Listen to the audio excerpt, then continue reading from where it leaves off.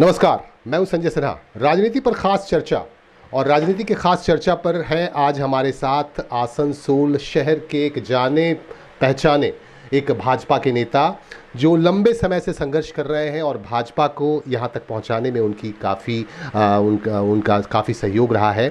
वो हमारे साथ हैं मदन मोहन चौबे जी। उनसे हम बात करेंगे। हमारे साथ हैं मदन जी, बहुत बहुत स्वागत। नमस्कार। नमस्कार जी हैं। अब मदन जी से हम जानेंगे उनसे बेलौस होकर राजनीति पर चर्चा करेंगे। अभी का जो माहौल है राजनीति का, जिस तरह से चल रहा है, एक तरफ जय श्री राम के नारे लग रहे हैं, भारत माता की जय के नारे लग रहे हैं, दूसरी तरफ नारा लग रहा है खेला होगे। तो किस तरह का खेला होगा समझ में नहीं आ रहा है। लोग अभी भी बहुत तरह के कंफ्यूज हैं। हालांकि तृणमूल कांग्रेस के लोग इस पे काफ़ी उत्साहित हैं और वो कह रहे हैं कि इस बार खेला होगा और उनकी सरकार फिर से बनेगी। चौबे जी, आप ये बताएं कि इस बार किस तरह का खेला हो रहा है, आप इसको किस नज़र से देखते हैं? खेला होबे, ये तृणमूल ने स्लोगान दिया है खेला होबे, लेकिन खेला इस बार होगा। खेलो तुम खेले हम, खेलेगी जनता। पहाड़ से लेकर नदी बोल रही है अब नहीं ममता, अब नहीं ममता, अब नहीं ममता। वाह, बहुत खूब। इतनी अच्छी नारेबाजी, इतनी अच्छी। ये कवि भी हैं, चूँकि मदन मोहन चौबे जी अच्छी कविताएं भी करते हैं और नेता भी हैं। तो अब बताएं कि क्या होगा इस बार का जो मौजूदा परिस्थिति है, आखिर वो परिणाम क्या होगा इसका? 9-0 से हम लोग तृणमूल को हराएंगे। यहाँ ठीक है, पश्चिम बर्धमान में 9-0 से तृणमूल को हराएंगे। सभी सीटों पर भारतीय जनता पार्टी के उम्मीदवार जीतेंगे। लगभग 50,000 वोटों का मार्जिन रहेगा। अच्छा, 50,000 वोटों का मार्जिन जी। अच्छा, ये लोग तो बहुत उत्साहित हैं। ममता दीदी तो कह रही हैं कि नहीं, हम लोग बुरी तरह हराएंगे भारतीय जनता पार्टी को। ब्रिगेड की रैली इस बार बतला दी कि बंगाल की हवा किस ओर जा रही है।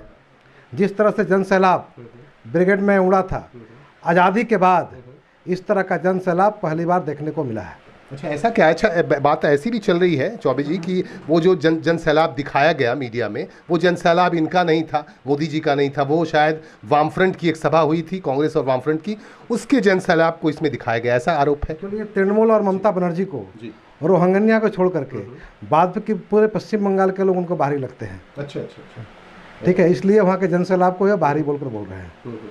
इनको सिर्फ प्यार है रोहिंग्या मुसलमानों से। अच्छा अच्छा, जो हमारे घुसपैठी हैं उनसे, उनको छोड़ करके बाद बाकी जितने लोग हैं पश्चिम बंगाल की जनता भी इन्हें बाहरी लगती है। अच्छा, यहाँ के मुसलमान भी बड़ा कंफ्यूज हैं चौबे जी। ये सोच रहे हैं क्या करें, मतलब पेशो पेश में है, ममता बनर्जी को सपोर्ट करें, वहाँ से हमको अधिकार मिलेगा, या फिर भाजपा की तरफ आए। कुछ समझ में नहीं आ रहा है।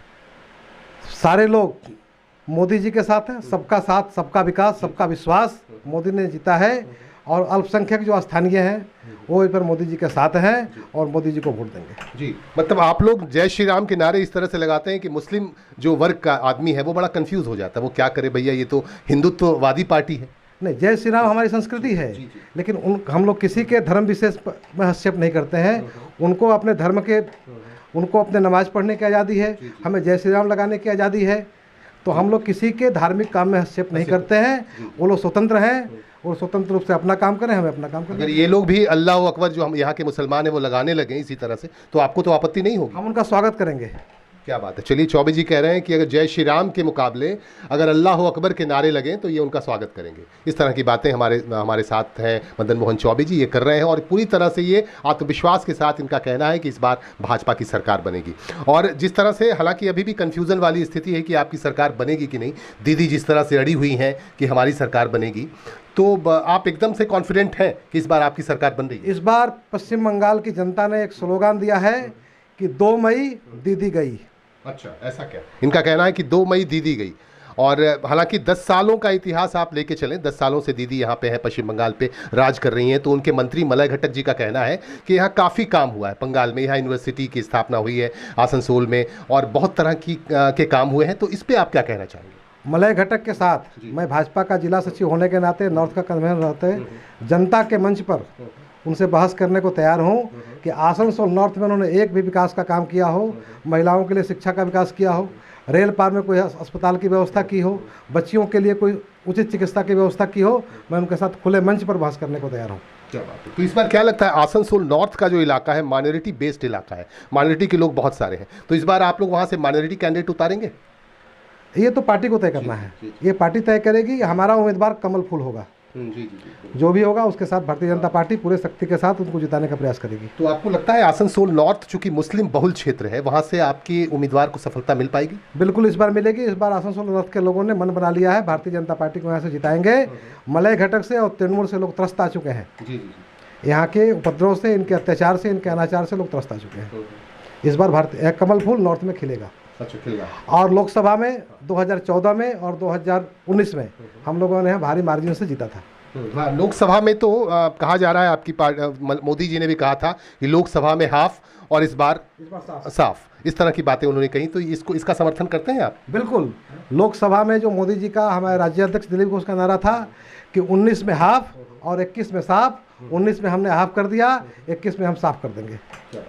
तो पहली प्राथमिकता अगर आप यहाँ आते हैं, आपकी सरकार बनती है, तो क्या होगी आपकी नज़र? हमारी पहली प्राथमिकता होगी आसनसोल के लिए रोजगार और बच्चियों के लिए शिक्षा।